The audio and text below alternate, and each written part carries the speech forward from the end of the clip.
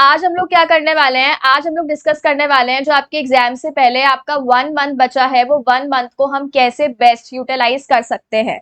काफी सारे बच्चों के मेरे पास कॉल्स एंड मैसेजेस आए हैं कि मैम हमारा पूरा सिलेबस तो कंप्लीट हो गया है, हमने रिवीजन भी है वो भी स्टार्ट कर लिया है, लेकिन अब जो लास्ट मंथ है उसमें हम किस तरीके से प्रिपेयर कर सकते हैं, स्पेशली जो अपना लॉ का पेपर है, बिकॉज वो आपका फर्स्ट पेपर होता है, आप लोग जानते हो। और अगर उस पेपर में थोड़ा सा अगर अपना 19-20 रह गया तो फिर उसका इम्पैक्ट बाकी जो आपके पेपर्स है उसके ऊपर आने के चांसेस रहते हैं, ठीक है। इसीलिए हमें ये ट्राई करना है कि जो अपना फर्स्ट पेपर है वो सबसे बेस्ट होना चाहिए, ठीक है। अब बहुत सारे बच्चे डरते भी है कि थ्योरी का पेपर है, इतने सारे सेक्शंस हैं, हमें याद नहीं होता है, ठीक है, या हम इतना टाइम डिवोट नहीं करना चाहते, हमारे पास प्रैक्टिकल सब्जेक्ट्स हैं, तो कैसे भी करके बस आप हमें इंपॉर्टेंट मार्क करवा दो, इंपॉर्टेंट पढ़ लेते हैं हम लोग, या एकदम समरी में पढ़ लेते हैं, शॉर्ट में पढ़ लेते हैं। सो इस टाइप की भी क्वेरीज जो है वो आती है, ठीक है। देखो, लेकिन आपको पता होगा अगर आप लास्ट वाला जो अटेम्प्ट का पेपर देखोगे तो अब जो आपका फाइनल का पेपर है वो काफी केस स्टडी बेस्ड जो आपका पेपर है वो आ रहा है। वैसे तो केस स्टडी बेस्ड पेपर ही आता था, लास्ट वाला जो आपका अटेम्प्ट है उसमें ऐसा हो गया था कि जो आपके इकोनॉमिक लॉज है ना, उसमें से भी हम कह सकते हैं कि थोड़ा सा केस स्टडी बेस्ड, एक दो क्वेश्चन केस स्टडी बेस्ड आपके आ गए थे, ठीक है। और कंपनीज एक्ट तो आपको पता है, उसमें से तो वैसे भी अपना जो है केस स्टडी बेस्ड पेपर आता ही है। तो अगर हम यहाँ पे ये ट्राई करेंगे कि हम सिर्फ इंपॉर्टेंट पढ़ के जा रहे हैं तो थोड़ी सी प्रॉब्लम वहां पे रहेगी ही रहेगी। इसीलिए आप यहाँ पे ट्राई करो कि जितना भी हमने पढ़ा है उसको इतना अच्छे से कर पाओ कि एटलीस्ट हम 7 मार्क जो आंसर है उसको तो अच्छे से प्रेजेंट कर ही सकते हैं, ठीक है। इसमें से भी जो सबसे ज्यादा इंपॉर्टेंट चैप्टर्स है उसको आप रखो प्रायोरिटी पे, सबसे पहले हमें उसके ऊपर फोकस करना है। और जो ऐसे चैप्टर्स जो काफी लेंदी है या उतना वेटेज कैरी नहीं करते हैं उसको हम सबसे एंड में या सबसे हम लेस टाइम उसके ऊपर डिवोट करेंगे, ठीक है। तो थोड़ा सा हमें स्ट्रैटेजिकली काम करना होगा लास्ट मंथ में, ठीक है। यहाँ पे इंपॉर्टेंट वगैरह जो भी आपके टॉपिक्स रहेंगे मैं आपको बता दूंगी यहाँ पे, बट एज सच हमें ये नहीं करना है कि हम सिर्फ और सिर्फ इंपॉर्टेंट पढ़ के एग्जाम में पहुंच जाएंगे, वो चीज हमें अवॉइड करनी है। पढ़ना हमें सब कुछ है बट थोड़ा सा स्ट्रैटेजिकली पढ़ना है, थोड़ा सा हमें सीक्वेंस बनाना होगा कि किस तरीके से हमें पढ़ना है।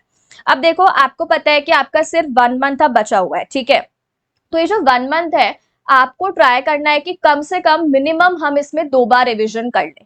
3 बार अगर आपका हो जाता है तो बहुत ही अच्छी बात है, 4 बार हो जाए तो और भी अच्छी बात है, लेकिन हम मिनिमम साइड पे यहाँ पे मान के चलते हैं कि 2 बार तो आपको एनी हाउ कुछ भी करके 2 बार तो आपको लॉ का रिविजन करना ही होगा, ठीक है। अब 2 बार रिवाइज करने के लिए हम 15-15 डेज का जो गैप है वो इस तरीके से डिसाइड कर लेंगे कि एक बार 15 डेज में अपना पूरा हो जाए एंड देन वापस से हम 15 डेज में रिवाइज उसको कर पाए, ठीक है। देखो, सबसे पहले आपको पता है कि जो अपना पूरा लॉ का सिलेबस है, 100 मार्क्स का सिलेबस है, उसमें अपने पास में कॉर्पोरेट लॉ है जो कि 60 मार्क्स का रहता है, और इकोनॉमिक लॉज जो अपने पास में है वो 40 मार्क्स का रहता है। कॉर्पोरेट लॉज में 3 है, कंपनीज एक्ट है अपने पास में, सीजी है और आईबीसी है। वो आपको पता है कंपनीज एक्ट आपका मोस्ट इंपॉर्टेंट है, ठीक है। वैसे तो स्टडी मैट के अकॉर्डिंग 40% है, बट अगर आप एक्चुअली जो है पेपर्स वगैरह एनालाइज करोगे तो आपको वहां पे जो है समझ में आएगा कि 40 मार्क्स है लेकिन 40 से ज्यादा का ही आएगा। और ऑब्वियस सी बात है हमें वैसे भी 2 क्वेश्चंस एक्स्ट्रा मिलते ही है, 128 मार्क्स का अपना पेपर रहता है, ठीक है। तो उस अकॉर्डिंग आप ये मानो 40 तो प्लस रहता ही है, तो ये 50 टू 60 मार्क्स का ही आप मान के चलो। बहुत जगह पे 45 टू 50 का आ रहा है, कहीं कहीं पे 50 टू 55, मतलब इस तरीके से आप मानो ये अबव 45 तो आएगा ही आएगा, 50 अप्रॉक्स आप इसको मान लो। इसका मतलब हमें सबसे ज्यादा जो अपना टाइम डिवोट करना है वो किस पे डिवोट करना है, कंपनीज एक्ट पे ही डिवोट करना है। अब कंपनीज एक्ट में अपने पास में 9 चैप्टर्स है, ठीक है। अब क्या हमें सारे के सारे चैप्टर्स को इक्वल अटेंशन देना चाहिए? यहाँ पे नहीं। आपको पता है जो आपके 2 चैप्टर्स है वो तो मोस्ट इंपॉर्टेंट चैप्टर्स है, कौन से? एक तो डायरेक्टर्स एंड केएमपी वाला, और दूसरा अपना कौन सा है, बोर्ड मीटिंग्स वाला। ये चैप्टर तो आपको बहुत ही अच्छे से कर लेने हैं, ठीक है। तो आप जो सीक्वेंस अपना रखोगे, सबसे पहले डायरेक्टर्स और केएमपी, उसका एक ही आपका चैप्टर है, उसको आप कर लोगे, और उसके बाद में जो अपना नेक्स्ट चैप्टर है बोर्ड मीटिंग्स, ये 3 चैप्टर्स आपके बहुत इंपॉर्टेंट चैप्टर्स हैं, ठीक है। आधा आप तो मानो कंपनीज एक्ट जो है आपका यहीं पे खत्म हो जाएगा। इसके बाद में आप जो है वो कौन से चैप्टर पे आ जाओ, अकाउंट्स एंड ऑडिट का जो अपना चैप्टर है वो थोड़ा सा लेंदी चैप्टर है, और उसमें से भी जो अपना एक सीएसआर का टॉपिक है, कॉर्पोरेट सोशल रेस्पॉन्सिबिलिटी। अगर आप पास्ट ईयर के पेपर्स को देखोगे तो आप देखोगे सीएसआर में से काफी बार क्वेश्चन पूछा गया है। अब सीएसआर जो है ना वो अपना कंपनीज एक्ट में भी आता है इस वाले चैप्टर में। और जो अपना सीजी है, कॉर्पोरेट गवर्नेंस, आपको पता है वहां पर भी उसका जो है हमें सीएसआर का जो कंसेप्ट है वो गिवन है। तो सीएसआर तो आप मानो काफी इंपॉर्टेंट है, काफी बार रिपीट भी हुआ और काफी इजी है, तो ये तो हमें अच्छे से देखना ही देखना है, ठीक है। इसके बाद में अपना जो नेक्स्ट आता है, आपको जो देखना है चैप्टर ऑपरेशन एंड मिसमैनेजमेंट में से भी क्वेश्चन जो है वो आ ही जाता है। इसमें जो अपना मेजोरिटी रूल वाला कंसेप्ट है, ठीक है, वो इंपॉर्टेंट है। और जो बाकी सेक्शंस है 241 से लेके 245 तक, मतलब ये छोटा सा ही चैप्टर है आपका, लेकिन हाँ इसमें से जो क्वेश्चन है वो पूछ ही लेता है। तो ये आपको सबसे पहले 5 चैप्टर्स करने हैं प्रायोरिटी पे, और फिर जो आपके रिमेनिंग चैप्टर्स बचे हुए बाकी सारे चैप्टर्स कंपनीज एक्ट के, आप जो है वो उसको देख लो, ठीक है। रिमेनिंग चैप्टर्स छोटे छोटे से चैप्टर्स है, जैसे इन्वेस्टमेंट लोन जो अपना सेक्शन 186 187 आता है, डिपॉजिट्स है उसमें, ठीक है। देन चैप्टर 1 तो आपको वैसे भी आता होगा, बिकॉज वो तो आपको पता है पूरा अपना इंटर का ही रिवीजन है, तो उसमें से क्वेश्चन तो आता है, ठीक है, लेकिन इतना आपको टाइम डिवोट करने की जरूरत नहीं पड़ेगी, है ना। और इसके बाद में जो बाकी एमओए आर्टिकल्स वाला और एक कॉम्प्रोमाइज वाला जो अपना चैप्टर है, कॉम्प्रोमाइज अरेंजमेंट वाला, वो तो आप इन सारे चैप्टर्स को बाद में कर लो, इसमें इतना टाइम डिवोट मत करना, ठीक है। स्टार्टिंग के जो 5 चैप्टर्स है उनको बहुत ही अच्छे से कर लेना। तो ये अपना कंपनीज एक्ट हो गया, और आप ट्राई करना पूरा जो ये कंपनीज एक्ट है, ठीक है, ये आप टारगेट सेट करो। ऐसे नहीं है बस हम करते जा रहे हैं, हमने बस एक दिन में 5 पन्ने पढ़ लिए हो गया। इस तरीके से अगर आप करोगे तो आपको पता है कि रिवीजन होगा ही नहीं, और एक बार भी हो जाए वो ही बहुत बड़ी बात है। तो हमें ये नहीं करना है, हमें टारगेट सेट करके ही करना होगा। 8 दिन मतलब 8 दिन। अब आप कैसे भी करके पढ़ो, पता है हमें कि बाकी सब्जेक्ट्स भी हैंडल करने हैं, लेकिन कैसे भी करके 8 डेज में हमें अपना पूरा कंपनीज एक्ट करना है। और इसका ये मतलब नहीं है कि सिर्फ बस हमने नोट्स पढ़ लिए और काम खत्म हो गया। यहाँ पे क्या मतलब है कंपनीज एक्ट पढ़ने का, कि आपको रिवीजन करना है। इसका मतलब प्रॉपर जो आपके नोट्स है उसको अच्छे से पढ़ना है, बुक को अच्छे से पढ़ना है जो भी आपके पास में है। तो रिवीजन आपको अच्छे से करना है पूरे चैप्टर का। उसके बाद में उसी के साथ, जैसे आपने फर्स्ट चैप्टर लाइक आपने बीओडी वाला चैप्टर खत्म किया, ठीक है, बोर्ड मीटिंग्स, उसके बाद में उसके पीवाईक्यूज देख लो, ठीक है। ऐसे मत करना पहले सारे चैप्टर्स पढ़ लेते हैं फिर जाएंगे हम पीवाईक्यू पे, नहीं, साथ साथ करते जाओ उस चैप्टर को खत्म। तो पहले रिवाइज कर लिया, देन उसके पीवाईक्यूज कर लिए, और फिर जो मैंने आपको क्वेश्चंस कराया, अच्छा मैंने आपको जो है पीवाईक्यूज और एक्स्ट्रा प्रैक्टिस क्वेश्चंस करा रखे हैं। एक्स्ट्रा प्रैक्टिस में आपके सीए के क्वेश्चंस भी इंक्लूडेड हैं, और आपके सीएस के जो पीवाईक्यूज है वो भी इंक्लूडेड है, ठीक है। तो वो पूरी हमने जो क्वेश्चन बैंक है वो कर रखी है, और इवन यूट्यूब पे भी जो है वो अपलोडेड है पूरी प्लेलिस्ट, ठीक है, मैं लिंक में छोड़ दूंगी। तो जिसको भी देखना है आप देख लो, आपकी काफी हेल्प हो जाएगी। तो जब आप चैप्टर को रिवाइज कर लोगे, रिवाइज करने के बाद में आप ये पीवाईक्यूज और एक्स्ट्रा प्रैक्टिस क्वेश्चन करो, ये बहुत ज्यादा इंपॉर्टेंट है। इंटर में तो अपना काम चल जाता था बिना पीवाईक्यूज और बिना ये प्रैक्टिस करे क्वेश्चंस, क्योंकि वहां पे डायरेक्ट क्वेश्चंस आते हैं। वहां पे अगर आपने बस ऊपर ऊपर से देख भी लिया ना क्वेश्चन, तो उसका आंसर डायरेक्ट लिखना होता है, आप वो कर लोगे। फाइनल में आपका काम नहीं चलेगा। आपने नोट्स पढ़ लिया, आपने चैप्टर पढ़ लिया, बट अगर आपने पीवाईक्यूज नहीं देखे, जो क्वेश्चंस है एक्स्ट्रा प्रैक्टिस नहीं किए, तो आप एग्जाम में अटक जाओगे। फिर आप बोलते हो कि लॉ का पेपर बहुत टफ आता है, क्योंकि हम उतने लेवल पे प्रैक्टिस करके जाते ही नहीं है, हम देख के ही नहीं जाते हैं क्वेश्चंस कैसे आते हैं। तो हमें एग्जाम में जाके इतनी बड़ी केस स्टडी आती है, तो वहीं पे हमारा दिमाग खराब हो जाता है। फिर भले वो ईजी हो, बट हमारे माइंड में क्या हो गया, ये तो हमसे होगा ही नहीं, डायरेक्ट क्वेश्चन नहीं है, पॉसिबल नहीं है करना। इसीलिए आप रिवीजन के बाद में पीवाईक्यू और एक्स्ट्रा प्रैक्टिस क्वेश्चन करोगे। एंड मोस्ट इंपॉर्टेंटली, मैंने पता नहीं कितनी बार बोला होगा क्लासेस में, आंसर राइटिंग प्रैक्टिस। अगर आपको सब कुछ आता है, आपको कंसेप्ट आता है, ठीक है, आपको क्वेश्चन का आंसर भी पता है, बट अगर आप उसको लिखकर प्रैक्टिस नहीं करोगे, आपका प्रेजेंटेशन अच्छा नहीं होगा, मार्क्स नहीं आएंगे। अभी बहुत सारे बच्चे ऐसे हैं जिन्होंने मुझे अपनी पुरानी कॉपीज चेक कराई, मतलब वो अटेम्प्ट दे चुके ऑलरेडी और फेल हो चुके, उनको समझ ही नहीं आ रहा कि हमें प्रॉब्लम कहाँ पे आ रही है, बिकॉज हमें तो सब कुछ आता है। मतलब उन्होंने क्लासेस वगैरह सब कुछ देख ली, पूरा पढ़ लिया, रिवाइज कर लिया, बट प्रॉब्लम कहाँ पर सामने आई, प्रेजेंटेशन में। तो प्रेजेंटेशन उनका इतना गंदा है कि उनके मतलब 25 27 ऐसे मार्क्स आ रखे हैं, 30 से भी कम मार्क्स आ रखे हैं, जबकि कंसेप्ट क्लियर है। उसका रीजन क्या है, लिखना ही नहीं आता। 7 मार्क क्वेश्चन है, हम 4 लाइन में लिख के खत्म करके आ जाते हैं, कोई कीवर्ड हाईलाइट नहीं करा, हमने कुछ नहीं करा। ऐसे करके आओगे तो आपके मार्क्स नहीं आएंगे। केस स्टडी बेस्ड क्वेश्चन होता है, तो उसको करने का एक पैटर्न है। आपको प्रोविजन लिखना होता है, उसके बाद फैक्ट्स लिखने होते हैं, देन फाइनली कंक्लूजन, मतलब प्रॉपर प्रेजेंटेशन करना है, हेडिंग्स लिखनी है, कीवर्ड्स को हाईलाइट करना है, डायरेक्ट क्वेश्चंस है। तो तो आंसर राइटिंग प्रैक्टिस करना बहुत जरूरी है। अभी तक भी स्टार्ट नहीं किया है तो कोई प्रॉब्लम नहीं है, अभी भी डेली का अगर आप एक आंसर लिखते हो तो आपके 1 मंथ में 30 आंसर्स जो होंगे वो आप लिख पाओगे, तो उतने भी सफिशिएंट है। 0 से बेटर है आप 30 कर लो। तो इसीलिए आंसर राइटिंग प्रैक्टिस करना भी अपने लिए उतना ही इंपॉर्टेंट है, ये पूरा करना है, ठीक है। और उसके बाद में एमसीक्यू बैंक तो करनी है, बिकॉज आपको पता है एमसीक्यू बैंक इतनी इंपॉर्टेंट, 30 मार्क्स के तो अपने एमसीक्यू से आते हैं, वहां पे तो आप ये सोचो बिल्कुल भी स्कोप नहीं रहना चाहिए मार्क्स कटने का। मैंने एमसीक्यू बैंक जो है पूरी वो डाल रखी है, तो वह आपको जो है पूरी प्रैक्टिस करनी होगी, ठीक है।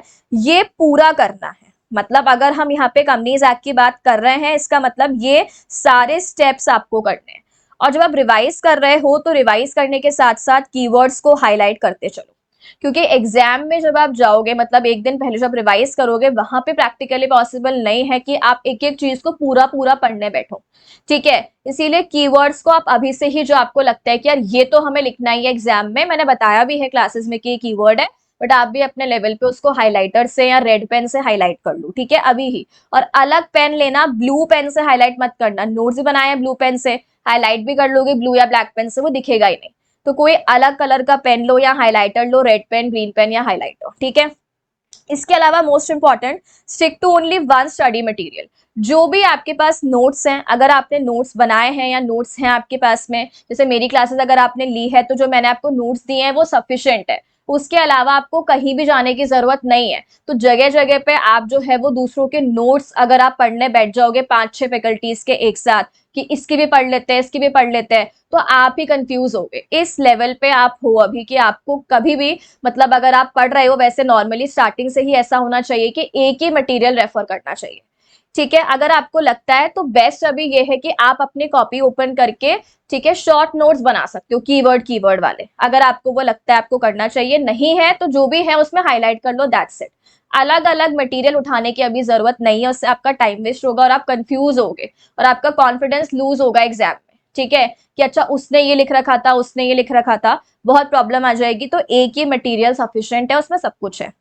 और एक अगर हम बात करें सेक्शन लिस्ट, अब देखो लॉ में बहुत सारे सेक्शंस है, आपको पता है, और ये प्रैक्टिकली पॉसिबल है भी नहीं कि हम इतने सारे सेक्शंस को याद कर लें।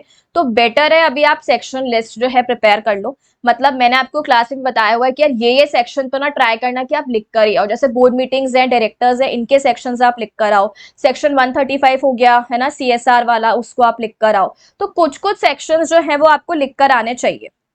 तो आप एक लिस्ट प्रिपेयर कर लो कि अच्छा ये 10 सेक्शंस हैं या ये 20 सेक्शंस हैं, मुझे बस यही पढ़ना है। उसके अलावा अगर कोई दूसरा सेक्शन आता भी है आपके नोट्स में या जो भी टॉपिक आप पढ़ रहे हो उसमें, इग्नोर कर दो, ठीक है। हर सेक्शन पढ़ने का ट्राई करोगी तो कुछ भी याद नहीं रहेगा, मिक्स और हो जाएगा। तो बेटर है एक लिस्ट प्रिपेयर करो कि मुझसे तो इतने ही सेक्शन याद होते हैं, किसी किसी से सारे हो भी जाते हैं नंबर्स याद, वो सारे कर लो, वो एक्सेप्शन वाले बच्चे हैं। नॉर्मली आपसे सारे सेक्शन, सारी जो पेनल्टीज वगैरह भी इसमें आती हैं, अब इतनी सारी पेनल्टीज है, अगेन आप सब कुछ याद नहीं कर सकते हो, फॉर्म नंबर आपके आते हैं, डेज आपके आते हैं, तो इन सब में कंफ्यूजन होता है, ठीक है। तो इस सब के लिए आप जो है वो लिस्ट प्रिपेयर कर सकते हो, है ना, शॉर्ट में आप लिख सकते हो, और उतने ही लिखो जितने आपको पता है इतने मुझसे याद हो जाएंगे, 10-20 बस। उसके अलावा हमें नहीं लिखना है। अगर एग्जाम में आता है तो हम प्रेस्क्राइब्ड सेक्शन लिख देंगे, समझ आई बात, प्रेस्क्राइब सेक्शन या प्रेस्क्राइब डेज व्हाटएवर, ठीक है। इस तरीके से गलत लिखने से बेटर है आप लिखो ही मत, तो इसीलिए लिस्ट प्रिपेयर कर लो। तो ये आपको हर किसी के लिए करना है। जैसे अभी हम कंपनीज एक्ट की बात कर रहे हैं, तो ये सब आपने कर लिया कंपनीज एक्ट का। अब कंपनीज एक्ट के बाद हमें नेक्स्ट चैप्टर कौन सा आना है, नेक्स्ट चैप्टर आना है हमें CG, corporate governance. Again most important chapter है आपका, 10 मार्क्स का इसका वेटेज है। उसके बाद में आपको आना है आईबीसी पे, और उसके बाद में आपको आना है सेबी पे। मतलब ये तीनों आपके चैप्टर्स 10-10 मार्क्स के हैं। मतलब इसमें से आपका एक एक क्वेश्चन तो पक्का जो है वो आएगा ही आएगा। सीजी में से जो है ना आपके जो क्वेश्चन है कभी कभी 2 भी आ जाते हैं, तो इंपॉर्टेंट है अगेन। तो इसको आपको अच्छे से करना है, और ये 3 चैप्टर्स बहुत अच्छे से कर लेने हैं। इसमें आप मैक्सिमम 5 डेज दे सकते हो, ट्राई करो कि 4 में ही हो जाए, बट ठीक है, नहीं तो आप इसको 5 डेज, 4 to 5 डेज आप इसको रखो। अगेन इन तीनों में भी हमें क्या रिपीट करना है, यही सारी जो चीजें हमने यहाँ पर बात की थी, ठीक है। अच्छा, सीजी और आईबीसी के मैंने रिवीजन वीडियोस जो है वो यूट्यूब पे अपलोड कर रखे हैं, तो वो आप देख लेना, आपका जल्दी से रिवीजन हो जाएगा उससे, सीजी और आईबीसी दोनों के। चलो, इसके बाद में जो अपना आता है अब वो इकोनॉमिक लॉज है। अब देखो इकोनॉमिक लॉज में ये जो चैप्टर्स हैं जो आपको अब पढ़ने हैं, ये सारे चैप्टर्स आप मानो एक एक दो दो घंटे में खत्म हो जाएंगे। ठीक है, कौन कौन से देखो। एमएसएमई बहुत ही छोटा सा चैप्टर है, इसकी लिमिट्स अच्छे से पढ़ लेना क्योंकि आपको पता है वो अमेंड हुई है। ठीक है, तो हो सकता है वो उसमें से आपका क्वेश्चन पूछ ले बिकॉज अमेंडमेंट है इसमें, तो लिमिट्स अच्छे से कर लेना। इसको मैंने यूट्यूब पे भी अपलोड कर रखा है एमएसएमई वाले चैप्टर को। ठीक है, पीएमएलए जो है आपका अगेन छोटा सा ही चैप्टर है। इसके बाद में कंपटीशन एक्ट और इसके बाद में साइबर सिक्योरिटी, ये सारे के सारे आपके बहुत ही छोटे छोटे से चैप्टर्स हैं। मैक्सिमम इनको 2 दिन देने, 2 दिन भी ज्यादा ही आपका 1 दिन में हो सकता है, बट ठीक है क्योंकि आप ये सारा करोगे तो 2 दिन बहुत है, दैट्स इट। और फाइनली अब देखो जो लास्ट है अपना, क्या बचा हुआ, फेमा। एक तो फेमा एंड इसके अलावा बैंकिंग, इंश्योरेंस और सरफेजी, ये जो अपना एक ही चैप्टर है बट एक्चुअली इसमें 3 चैप्टर्स हमें दे रखे हैं।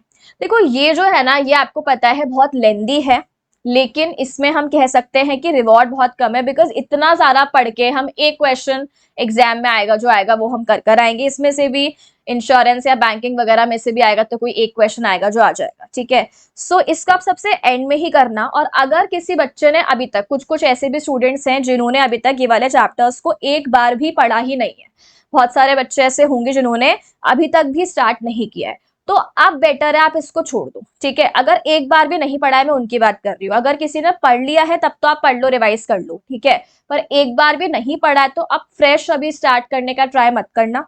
ठीक है, जितना पढ़ लिया उसको ही अच्छे से रिवाइज कर लो। इस पॉइंट ऑफ टाइम पे कोई भी नया हमें चैप्टर स्टार्ट नहीं करना चाहिए। ठीक है, तो अगर आपने ये नहीं पढ़ा है तो अब छोड़ दो, बाकी के जो भी चैप्टर्स हैं उनको अच्छे से कर लो, आपका हो जाएगा। तो ये आप एंड में रख लेना अगर आपने पहले एक बार पढ़ रखा है तो। और इस तरीके से देखो, यहाँ पे कंपनीज एक्ट के अपने 8 डेज हो गए, देन 5 अपने यहाँ पे हो गए, 2 अपने यहाँ पे हो गए। ठीक है, एक बार मैंने इनको इंक्लूड नहीं किया है, इनको अगर आप इंक्लूड करते हो तो आप देख लेना। अब यहाँ पे 15 डेज में अपना पूरा हो गया। अब इस केस में एक बार हो गया, अब जो नेक्स्ट 15 डेज है हमें अगेन क्या करना है, हमें सेम ही टाइप का रिवीजन करना है। और इवन एक बेटर स्ट्रैटेजी और ये हो सकती है कि अब आप ये ट्राई करो कि जो हमने अभी 15 डेज में किया था रिवीजन पूरा, क्योंकि अब तो आप रिवाइज कर चुके हो, अब आप ट्राई करो कि हम वही रिवीजन 10 डेज में कर लें। ठीक है, मतलब क्या आप देखो कि आपको चीजें अब याद हो गई हैं तो आप जल्दी रिवाइज कर पा रहे हो क्या, तो जो अपने पास रिमेनिंग डेज बचेंगे उनमें आप एक बार और देख पाओगे जो इंपॉर्टेंट चीजें हैं, इंपॉर्टेंट सेक्शंस हैं, इंपॉर्टेंट जो पास्ट एग्जाम क्वेश्चंस है या आंसर राइटिंग प्रैक्टिस। तो आप इस तरीके से जितनी ज्यादा बार किसी चीज को पढ़ोगे वो उतना ज्यादा बेटर है। ठीक है, तो नंबर ऑफ टाइम्स रिविजन को बढ़ाओ और कीवर्ड्स वगैरह को अच्छे से करो।